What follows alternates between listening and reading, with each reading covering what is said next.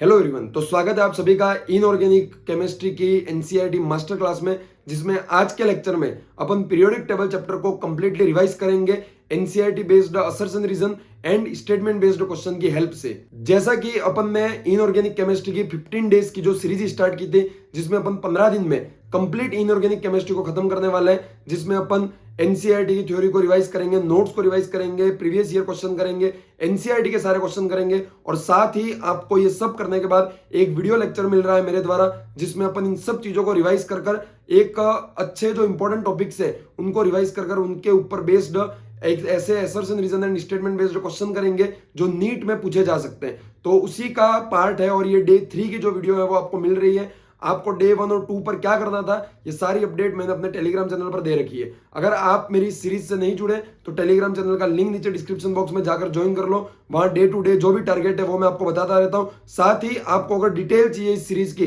तो उस वीडियो का लिंक भी नीचे डिस्क्रिप्शन बॉक्स में जाके आप देख सकते हैं। तो बिना किसी देरी के आज का अपन लेक्चर स्टार्ट करते हैं। अपना पैटर्न ये रहेगा, आपके सामने क्वेश्चन रहेगा, उस क्वेश्चन को आपने अगर 2 दिन में रिवाइज किया है तो उस रिवीजन के बेसिस पर उस क्वेश्चन को आपको सॉल्व करना है और अपना आंसर कमेंट बॉक्स में लिखना है, ठीक है। देन तो अपना क्वेश्चन पहला है, which of the following statement about the periodic table is correct. तो अपन को करेक्ट और इनकरेक्ट वाला जब भी क्वेश्चन है अपन को उसके ऊपर गोला लगा देना है या मार्क कर देना है कि क्या पूछा है, करेक्ट या इनकरेक्ट, ताकि स्टेटमेंट पढ़ने के बाद अपन रीचेक कर पाए। तो आइए देखते हैं पहला स्टेटमेंट क्या है। Halogen belong to group 17 and highly reactive metal. तो देखो अपन जब भी पीरियोडिक टेबल की बात करते हैं तो अपन अच्छे से जानते हैं कि हेलोजन जो होते हैं वो कौन से में आते हैं, 17 ग्रुप में आते हैं। अब क्या ये हाईली रिएक्टिव होते हैं, तो आइए समझते हैं कि क्या ये हाईली रिएक्टिव होते हैं या नहीं होते, या फिर इससे अपन ये भी समझने की कोशिश करेंगे कौन से एलिमेंट हाईली रिएक्टिव होते हैं और कौन से नहीं होते। आपको ये जो पूरी चीजें हैं वो अब क्लियर होंगी कि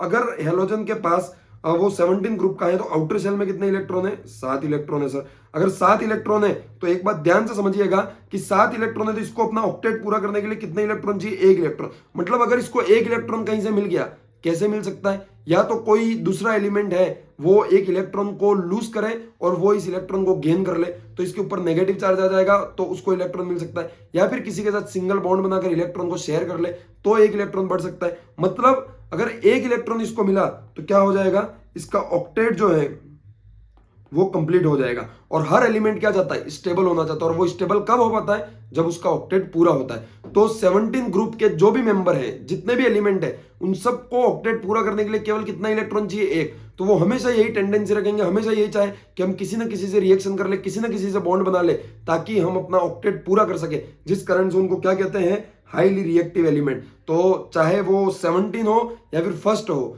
फर्स्ट ग्रुप 1 इलेक्ट्रॉन लूज करते ही बना लेता है, तो फर्स्ट वाले और 17 वाले दोनों ही कैसे होते हैं, हाईली रिएक्टिव होते हैं। तो पहला स्टेटमेंट बिल्कुल सही है। दूसरा देखना, the element of group 2 are called alkali earth metals. तो बिल्कुल सही है, जो अपना ग्रुप 1 होता है उनके एलिमेंट्स को अपन क्या कहते हैं, अल्कलाई मेटल, और ग्रुप 2 वाले को क्या कहते हैं, अल्कलाई अर्थ मेटल कहते हैं। तो दूसरा भी बिल्कुल सही है। तीसरा देखना, atomic radii increase across a period due to greater nuclear charge. तो देखना अपन समझते हैं क्या वास्तव में ऐसा होता है। जब भी अगर अपन पीरियोडिक टेबल की बात करें तो पीरियड में और ग्रुप में दोनों अपन बात करेंगे, तो अगर पीरियड में बात करें तो क्या होता है, न्यूक्लियर चार्ज जो रहता है वो इंक्रीज होता जाता है। न्यूक्लियर चार्ज इंक्रीज क्यों होता है, क्योंकि नंबर ऑफ प्रोटॉन बढ़ते जाते हैं, जबकि आउटर जो शेल रहते हैं उनके नंबर सेम रहते हैं। तो न्यूक्लियर चार्ज बढ़ता है, जिस कारण से क्या होता है, साइज जो होता है वो कम होता है, और साइज कम होता है तो आयोनाइजेशन एनर्जी क्या होती है, आयोनाइजेशन एनर्जी इंक्रीज होती है। वहीं अगर अपन ग्रुप में बात करें तो ऊपर से नीचे जाने पर क्या होगा, शेल के नंबर बढ़ेंगे, शेल के नंबर बढ़ेंगे तो साइज बढ़ेगी, साइज बढ़ेगी तो क्या होगा, आयोनाइजेशन एनर्जी कम होगी।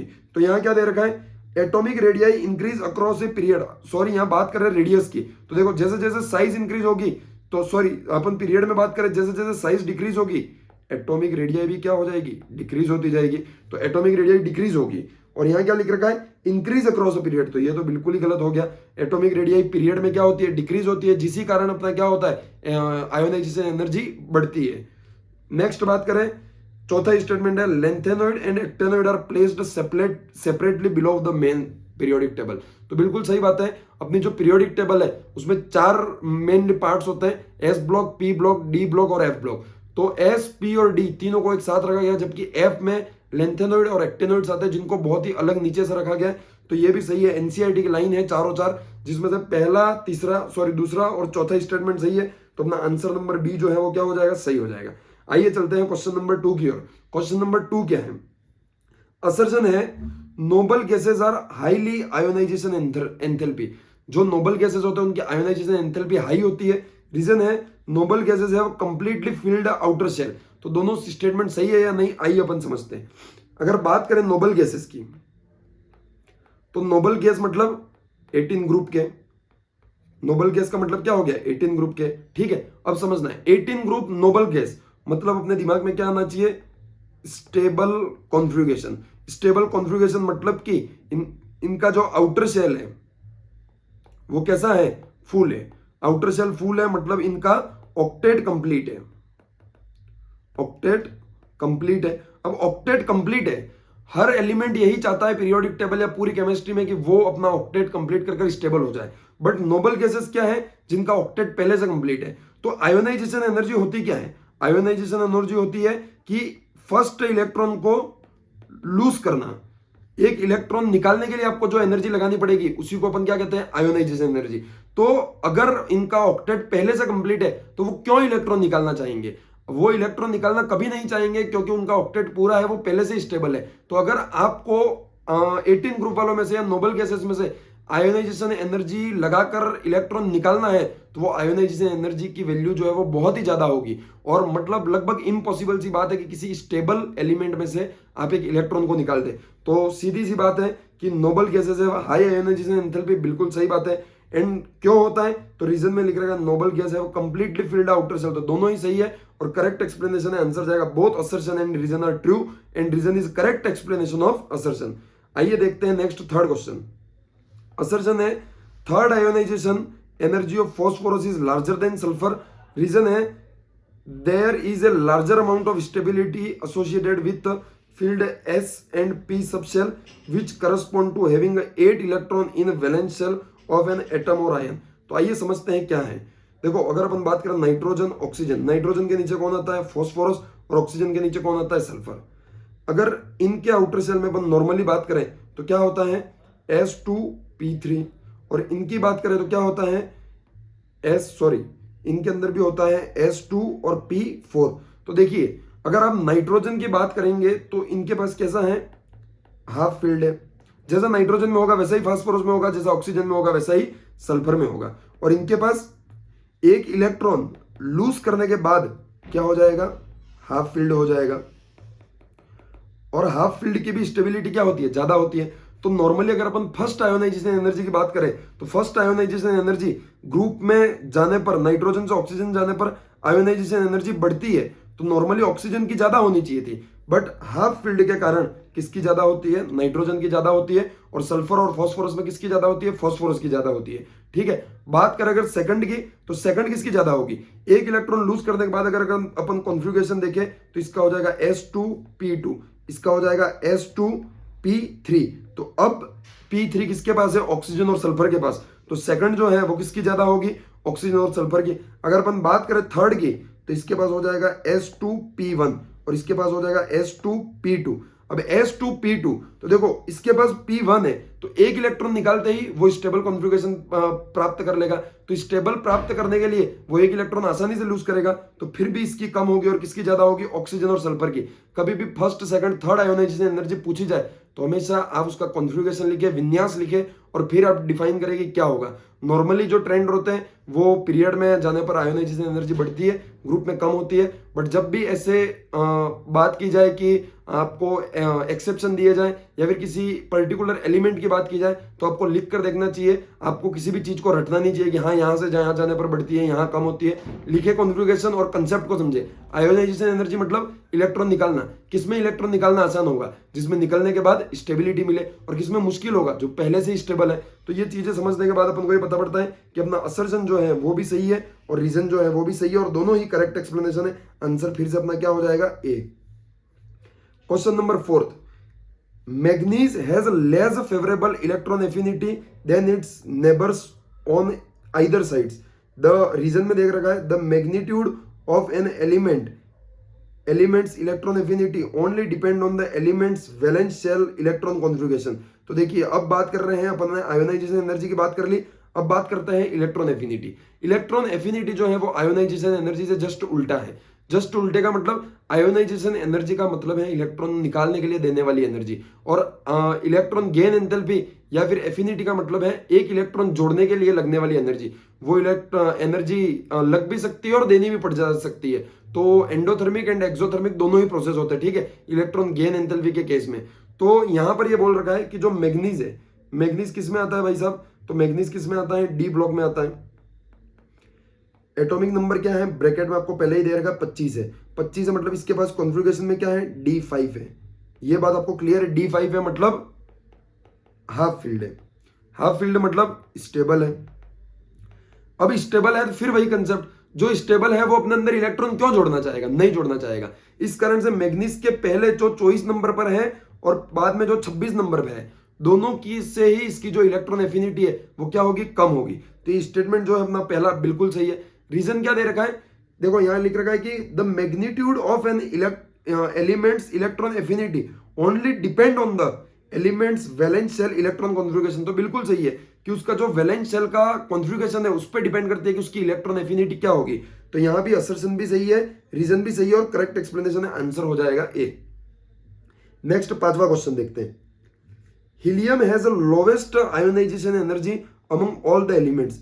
क्या सही है, देखो बात कर अगर हीलियम की, तो हीलियम कहां से आता है भाई, हीलियम आता है नोबल गैसेस से, ठीक है सर, नोबल गैसेस। और नोबल गैसेस की आयोनाइजेशन एनर्जी क्या होती है, कम होती है।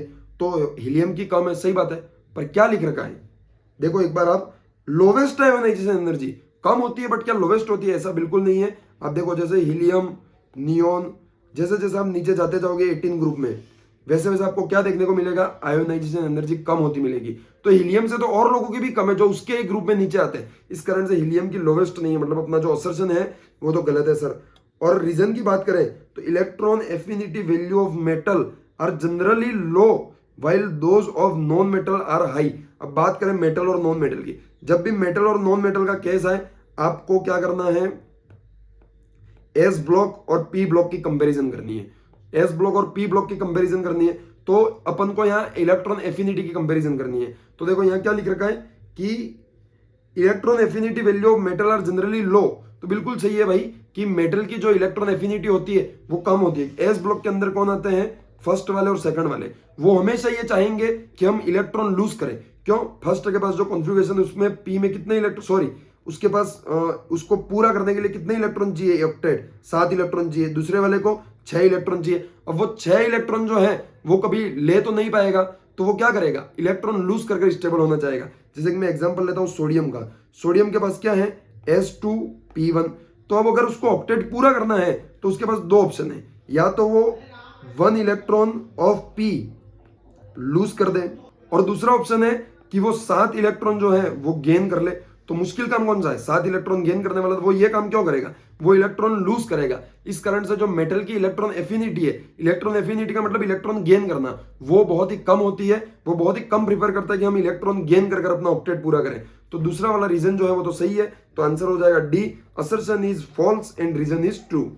बात करते हैं क्वेश्चन नंबर 6 की, असर्शन और रीजन। देखो सारे ही क्वेश्चन मैंने इस टाइप से डिजाइन किए हैं कि हर एक टॉपिक कवर हो, और मैंने असर्शन, रीजन और स्टेटमेंट वाले क्वेश्चन ही लिए सारे, ताकि एनसीईआरटी की मैक्सिमम लाइंस और टॉपिक्स अपन कवर कर पाए। तो असर्शन है the ionisation enthalpy of fluorine is a greater than that of oxygen. तो देखो फिर बात करें नाइट्रोजन, ऑक्सीजन, फ्लोरीन, बाएं से दाएं जाने पर क्या होगा, ionization energy increase. But nitrogen oxygen के केस में उल्टा होता है, चलो ठीक है यहाँ इनकी बात ही नहीं चल रही। ऑक्सीजन और फ्लोरीन में बात करें तो ऑक्सीजन से फ्लोरीन की ज्यादा होती है, तो वही लिख रखा है कि क्या फ्लोरीन की ज्यादा होती है, बिल्कुल ज्यादा होती है सर।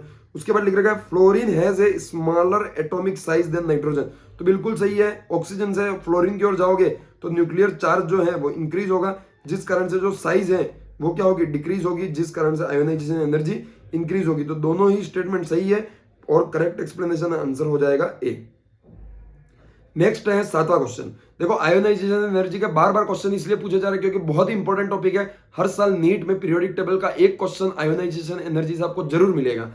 7वां क्वेश्चन देखना, असर्शन है the second ionization energy of alkali metal is much higher than the first ionization energy. बहुत ही अच्छा कंसेप्ट है, समझना। अगर मैं बात करूं फर्स्ट ग्रुप वालों की, जिनको अपन क्या कहते हैं, अल्कलाई मेटल्स, तो देखना उनका कॉन्फ़िगरेशन कुछ इस टाइप का होता है कि P6 देन S1, इस टाइप का होता है। ठीक है, अगर आप बात करो नाइट्रोजन के नीचे कोई भी आ गया, तो किसी की भी बात करो तो उनके पास एक इलेक्ट्रॉन ऐसा रहता है S में, और बाकी 6 या फिर उससे पहले का जो कॉन्फ़िगरेशन रहता है वो कैसा रहता है, स्टेबल रहता है। तो वो पहला इलेक्ट्रॉन जो S में है वो इजीली लूज कर देगा, बट एक इलेक्ट्रॉन लूज करने के बाद उसका जो कॉन्फ़िगरेशन है वो कैसा हो जाएगा, स्टेबल हो जाएगा। इस कारण से वो एक और इलेक्ट्रॉन लूज नहीं करेगा। तो इसी से अपन को पता पड़ता है कि उसके पास एक ऐसा इलेक्ट्रॉन रहता है जो तो वो आसानी से निकाल देता है और दूसरा नहीं निकाल पाता है, जिस कारण से उसकी पहली आयोनाइजेशन एनर्जी तो बहुत ही कम होती है, बट सेकंड आयोनाइजेशन एनर्जी बहुत ही ज्यादा हो जाएगी। तो ध्यान रखना, इसी कारण इसकी जो ऑक्सीडेशन स्टेट है वो भी हमेशा +1 मानी जाती है। जितने इलेक्ट्रॉन वो आसानी से लूज कर सकता है वो उसकी ऑक्सीडेशन स्टेट होती है। आगे अपन इस टाइप का क्वेश्चन देखेंगे। रीजन देखना, after the removal of first electron alkali metal achieve a stable noble gas configuration. तो बिल्कुल सही है, एक इलेक्ट्रॉन निकालने के बाद वो स्टेबल हो जाते हैं। बहुत करेक्ट एंड करेक्ट एक्सप्लेनेशन। 8वां क्वेश्चन देखना, what is the general formula of the oxide of the element of group 2।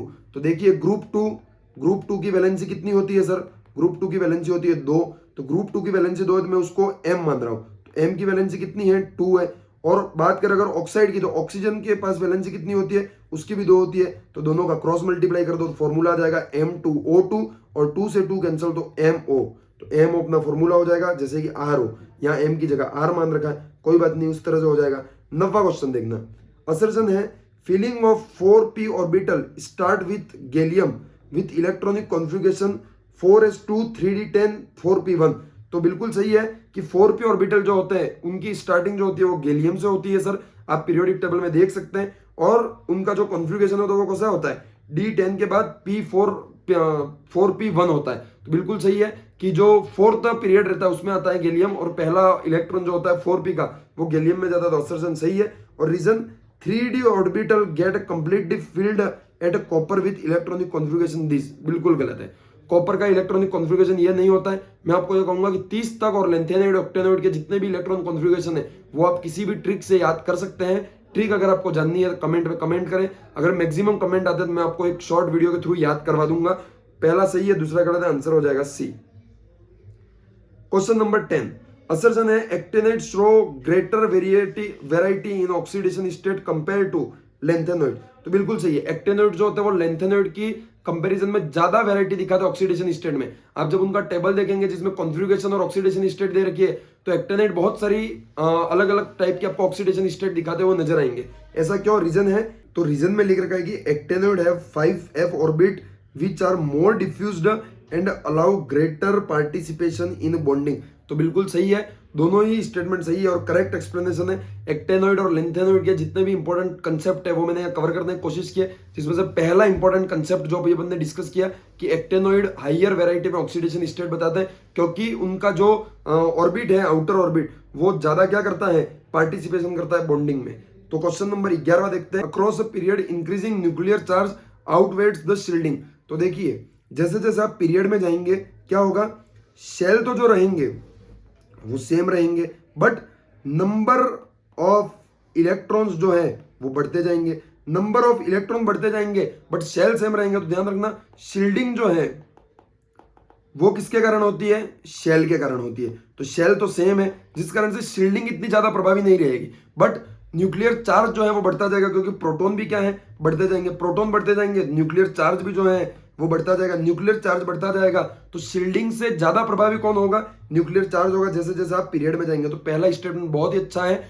और सही है, बहुत ही ऐसा स्टेटमेंट है जिसके ऊपर एनसीईआरटी में बहुत कम ध्यान जाता है, तो इंपॉर्टेंट है। रीजन है, as we move from left to right along a period of periodic table the outer most electron are held more and more tightly to the nucleus. तो बिल्कुल सही है, जैसे जैसे आप जाएंगे शेल सेम रहते हैं, न्यूक्लियस के अंदर प्रोटॉन बढ़ते जाते हैं, जिस कारण से वो टाइटली बाउंड होता जाता है एक एक इलेक्ट्रॉन, और साइज जो होता है वो कम होता जाता है। दोनों सही और करेक्ट एक्सप्लेनेशन है, बहुत ही अच्छा क्वेश्चन है। जिस अगर अच्छा क्वेश्चन बनाना वो पीरियोडिक टेबल से, तो इस टाइप का क्वेश्चन बन सकता है।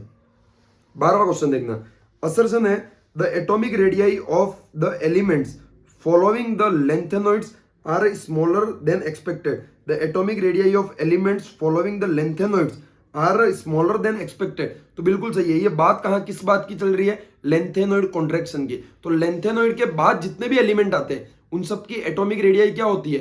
अपन जो प्रिडिक्ट करते हैं उससे कम हो जाती है। क्यों? लेंथेनॉइड कॉन्ट्रैक्शन के कारण। ऐसा क्यों होता है? लेंथेनॉइड कॉन्ट्रैक्शन का रीजन क्या है? आप यहां लिख रखा है कि poor shielding of 4f electron cause a greater effective nuclear attraction leading to smaller atomic radii. तो होता क्या है कि लेंथेनॉइड के बाद जो भी आते हैं उनके पास 4f, लेंथेनॉइड के पास 4f है, तो 4f के बाद जो भी आते हैं उनके ऊपर न्यूक्लियर चार्ज जो रहता है वो प्रभावी हो जाता है। क्यों प्रभावी हो जाता है? क्योंकि 4f की जो शील्डिंग है वो वेरी पुअर होती है, जिस कारण से शील्डिंग बहुत ही कम हो जाती है और न्यूक्लियर चार्ज बहुत ही बढ़ जाता है, जिस कारण से साइज जो है वो कम हो जाता है। तो क्या हुआ ओवरऑल कंक्लूजन कि लेंथेनॉइड कॉन्ट्रैक्शन का मतलब होता है कि लेंथेनॉइड के बाद आने वाले जो भी एलिमेंट है उनकी जो एटॉमिक रेडियाई है वो कम होती है, साइज जो है वो कम होता है। ऐसा इसलिए होता है क्योंकि जो शील्डिंग इफेक्ट है 4f का वो बहुत ही कम होता है, जिस कारण से न्यूक्लियर चार्ज बढ़ जाता है और बढ़ने के कारण जो 4f के बाद आने वाले जितने भी एलिमेंट है उन सब की साइज जो होती है वो कम हो जाती है। तो दोनों ही सही है और करेक्ट एक्सप्लेनेशन है। क्वेश्चन नंबर 13 देखना है, असर्जन है lithium shows a property similar to magnesium. अब बात कर रहे हैं अपन डायगोनल रिलेशनशिप की। तो अब बात करें लिथियम, लिथियम के नीचे कौन आता है? सोडियम। उसके बाद इधर बात करें तो सोडियम के साइड में कौन आता है? मैग्नीशियम। और इधर beryllium, lithium beryllium sodium magnesium. तो इनका आपस में कौन सा रिलेशन होता है? Diagonal relationship. तो क्यों होती है डायगोनल रिलेशनशिप? इसका रीजन बहुत इंपॉर्टेंट है। Lithium and magnesium exhibit a diagonal relationship due to their comparable ionic radii and polarizing power. तो इन दोनों ही कारण से क्या होता है? उन दोनों के बीच में डायगोनल रिलेशनशिप होता है। पोलराइजिंग पावर का मतलब क्या होता है समझना। इसका मतलब होता है चार्ज ओपन साइज का रेशो। तो चार्ज ओपन साइज का रेशो जो रहता है वो इन दोनों में सेम होता है, जिस कारण से वो दोनों ही कैसी रिलेशनशिप दिखाते हैं? Diagonal relationship. तो दोनों ही सही है और करेक्ट एक्सप्लेनेशन है। असर्शन है each D block series content 10 elements. तो बिल्कुल सही है, डी ब्लॉक में 10 एलिमेंट्स होते हैं। रीजन है the D orbit can have a 5 possible orientation in space and can accommodate maximum of 10 electron in D subset. तो सीधी बात है 5 इसके पास कोश होते हैं जिनके अंदर एक के अंदर 2 इलेक्ट्रॉन आ सकते हैं, तो टोटल 10 इलेक्ट्रॉन भरे जा सकते हैं, जिस कारण से इसके पास कितने इलेक्ट्रॉन वो कितने एलिमेंट आते हैं? 10 आते हैं। तो बहुत correct and correct explanation. Question number 15 की बात करें तो असर्जन है the position of an element in the periodic table is determined by its atomic number. तो बिल्कुल सही है, एटॉमिक नंबर के बेसिस पर उसकी पोजीशन डिटरमाइन की जाती है वो कहां आएगा। और यही तो अपना मॉडर्न पीरियोडिक लॉ था। तो रीजन में लिख रखा है modern periodic law is based on the atomic number of the element rather than it's their atomic mass. तो वो एटॉमिक नंबर पे डिपेंड करता था, ना कि एटॉमिक मास पर, जिस कारण से अपन ने सारे एलिमेंट्स को किस बेसिस पर जमाया है? एटॉमिक नंबर के बेसिस पर। तो बहुत correct and correct explanation. Question number 16 देखना, actinoid do not show a wider range of oxidation state than lanthanoid. तो गलत है। अभी अपन ने देखा था कि एक्टेनॉइड बहुत ही ज्यादा वाइडर रेंज या वैरायटी दिखाते हैं ऑक्सीडेशन स्टेट में। दूसरा लिख रखा 5f orbital in actinoids are more diffused than 4f orbital. ये तो सही है बट असर्शन गलत है। रीजन सही है बट असर्शन इज फॉल्स। देखना नेक्स्ट 17वां question, the shielding effect is less effective in case of 3d electron. तो 3d और 4f दोनों के लिए आप अगर शील्डिंग इफेक्ट का क्रम देखोगे तो s की सबसे ज्यादा, फिर p की, फिर d की और फिर f की। तो लिख रखा है the shielding effect is less effective in the case of 3d electron. और रीजन लिख रखा है the shape of d orbital in such that they do not effectively shield the outer electron from the nucleus. तो ये NCERT की as it is line है जिसके ऊपर आपका बहुत ही कम ध्यान जाएगा और डी ऑर्बिटल की साइज पे डिपेंड करता है ये। तो दोनों ही सही और करेक्ट एक्सप्लेनेशन है। तो ये जो है वो जितने भी इंपॉर्टेंट क्वेश्चन और कंसेप्ट थे वो मैंने कवर कर कर आपको बताने की कोशिश की है। इसमें इलेक्ट्रोनेगेटिविटी मैंने बहुत ही कम डिस्कस की है क्योंकि वो बहुत ही सिंपल सा टॉपिक है, but ionization energy, electron affinity दोनों को अपन ने अच्छे से डिस्कस किया है। तो इसी टाइप के नेक्स्ट भी अपन जो क्वेश्चन है वो लाएंगे किसके? केमिकल बॉन्डिंग के। देन पी ब्लॉक के जो सारा शेड्यूल है, जो आपका टारगेट है वो आपको दे दिया गया है। इस वीडियो के थ्रू मैं आपका रिवाइज करवाना चाहता हूँ, आपकी तैयारी कितनी हुई है वो आपको बताना चाहता हूँ। और मेरा कोई टारगेट नहीं है, बट आपका जो डे 1 और डे 2 है वो बहुत इंपॉर्टेंट है, जिसमें आपको सेल्फ स्टडी करनी है। तो मेरे साथ जुड़े टेलीग्राम चैनल पर और एक एक कर मेरे दिए गए टारगेट को पूरा कर डे 1 और डे 2 पर खत्म करो और डे 3 पर मेरे साथ रिवाइज करें और 15 दिन में इनऑर्गेनिक केमिस्ट्री को अपन खत्म करेंगे। ठीक है, thank you very much, all the very best, bye bye.